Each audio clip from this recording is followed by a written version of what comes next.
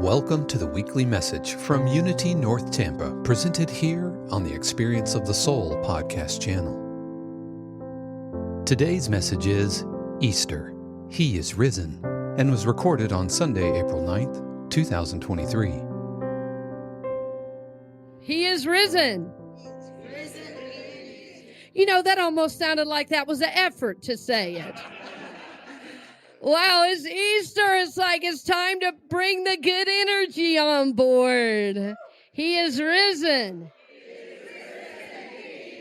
I am risen. Claim it, baby. Claim it. There's a saying we like to have in Unity. Name it, claim it, manifest it. Have you heard that? Name it, claim it, manifest it. Say that with me. Name it, claim it, manifest. In other words, God is totally waiting on you to experience life's good. You know, so often we say, well, God, whenever you're ready, please send down a blessing. Raise your hand if you've ever said it. Now, be honest. Is everybody in here, right? Right? And God is saying, whenever they're ready. Whenever they're ready. See, we get that backwards sometimes. See, we keep putting God up on a throne in the sky. And God says, I'm here now. I'm here now.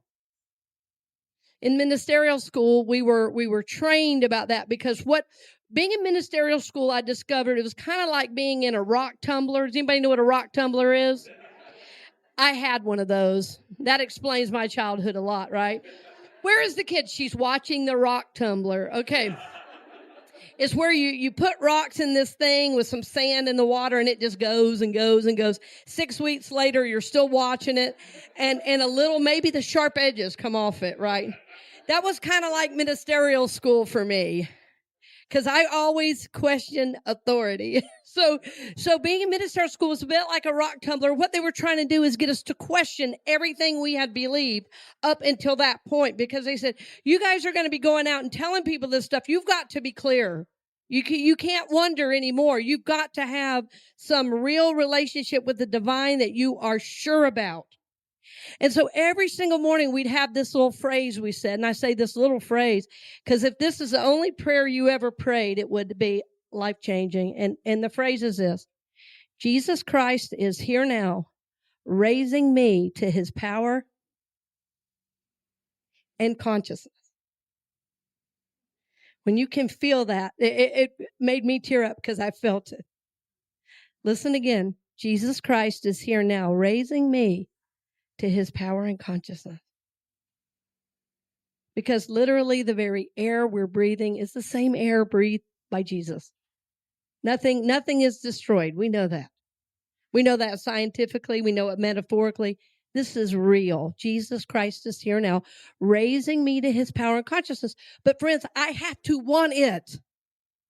You've heard it said, God can do no more for you than God can do through you. Have you heard that? Right? And if you hadn't, you heard it today. So now you've heard it. God can do no more for you than God can do through you. Right? So we have to do the work in consciousness to align ourselves with that good. You know, I've had people come to me for counseling and they say they want to be healthy.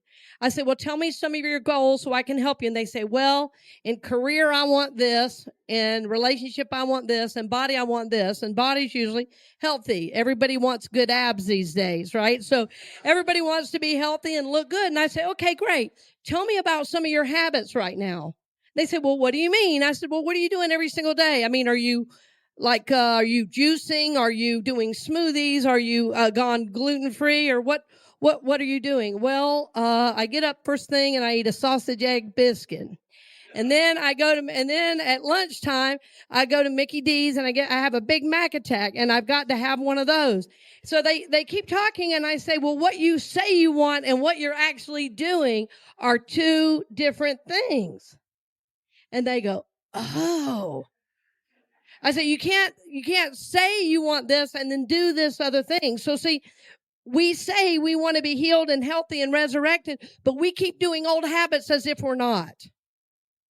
We do it too. It's easy when it's something like that, right? To see, oh, you can't eat McDonald's 3 meals a day and be healthy. We know that. The one thing that'll be, when the earth is gone, there'll still be McDonald's hamburgers. This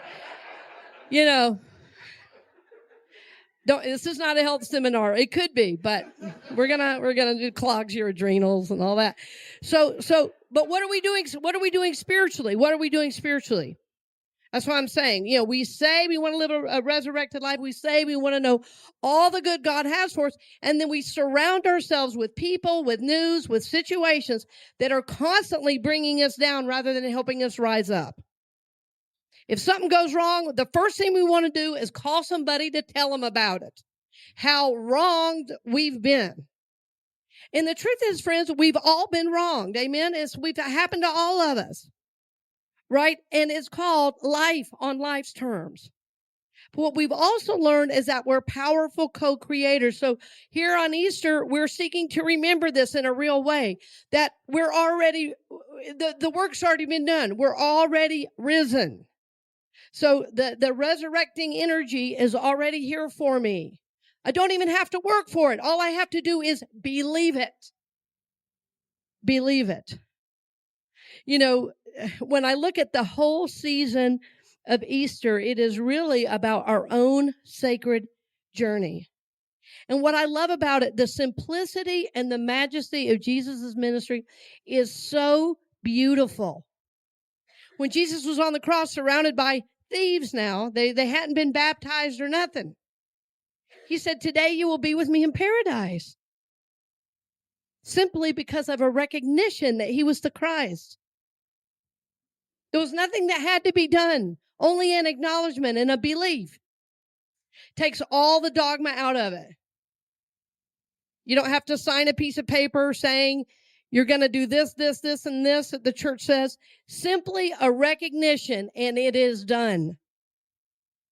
That is the enormous grace and unconditional love of that Christ energy.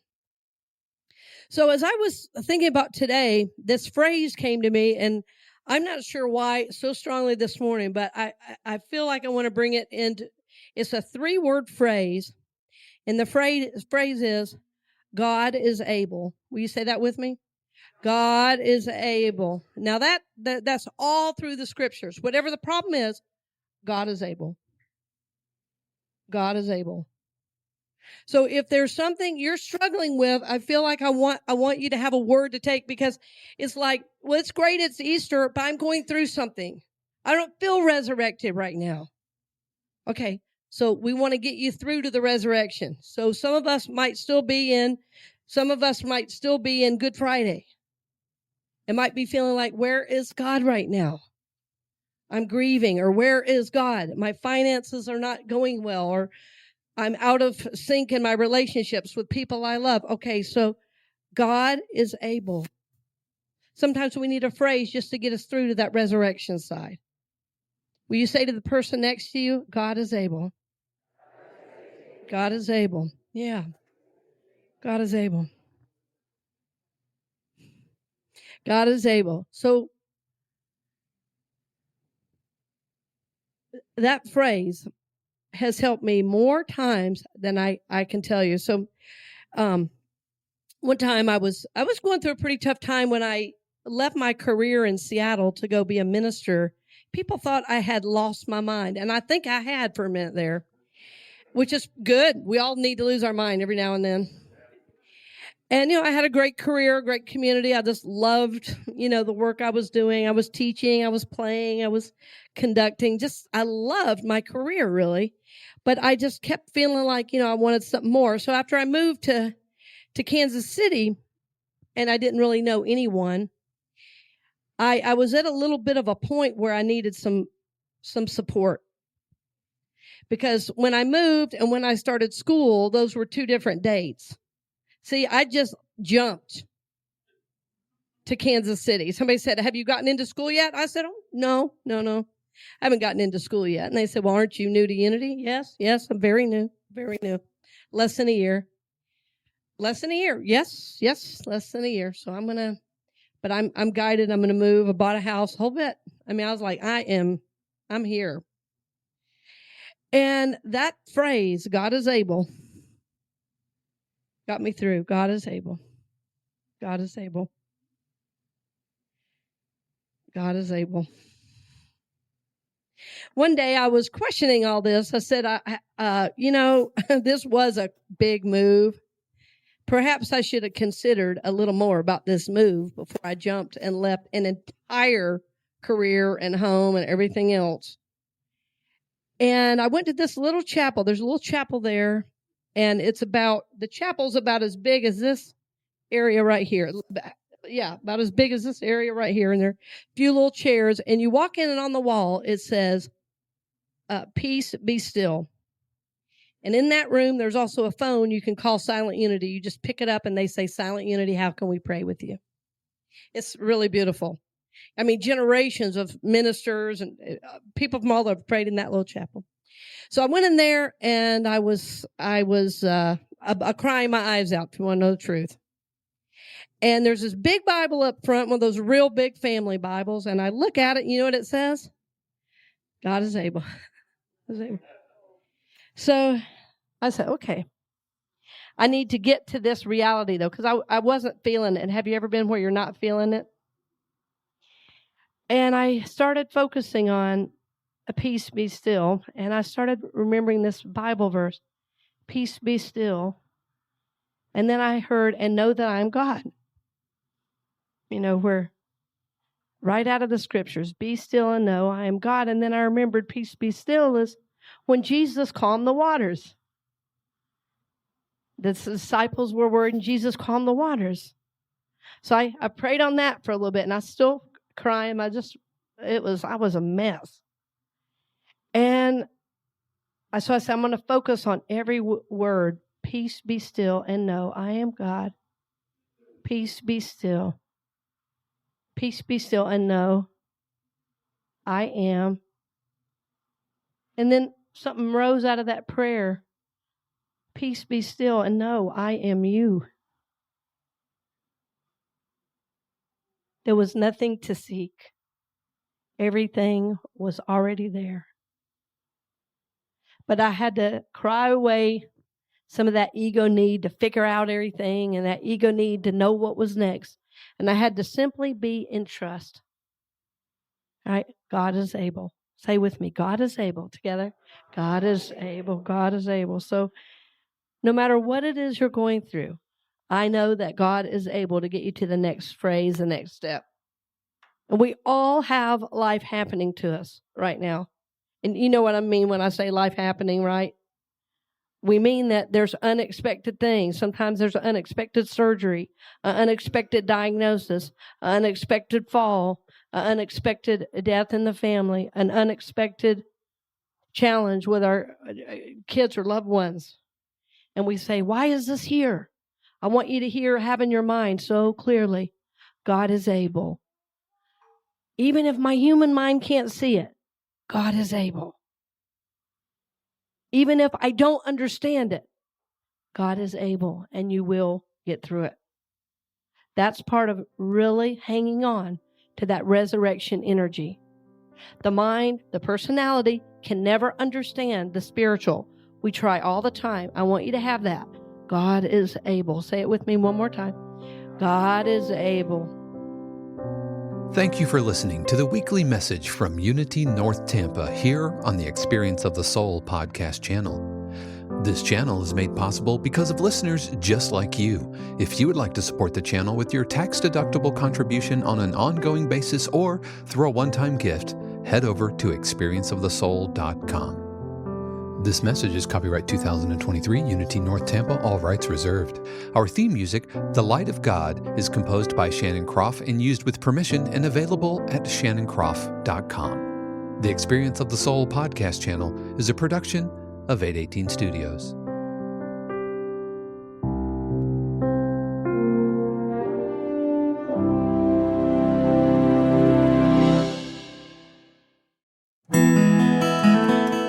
Hey friends, Sean here, your Experience of the Soul producer. I want to take a moment to tell you about something truly exciting. The SoulWorks online community, created by your host, Cynthia Alice Anderson, and available on the Mighty Networks app. If you're looking for a place where you can explore your spiritual path, connect with others, and grow in a meaningful way, then this is for you. SoulWorks is so much more than an online community. It's a safe, inclusive space for spiritual exploration, self-discovery, and personal transformation. Inside the community, you'll find everything from uplifting spiritual studies to soul-centered growth practices, meditations, affirmations, and so much more. It's a space where you'll always be supported and never judged. The best part, membership is free. You'll have access to powerful resources, inspiring content, and a supportive group of like-minded people who are all on their own unique spiritual journeys. And if you're ready to dive deeper, there are premium options available to enhance your experience with a live Monday night talk series and extended, deeper meditations. If you're seeking a place to connect, grow, and nurture your soul, we would love to have you join us in the SoulWorks community and see where this journey can take you. Visit my.soulworkscommunity.com today.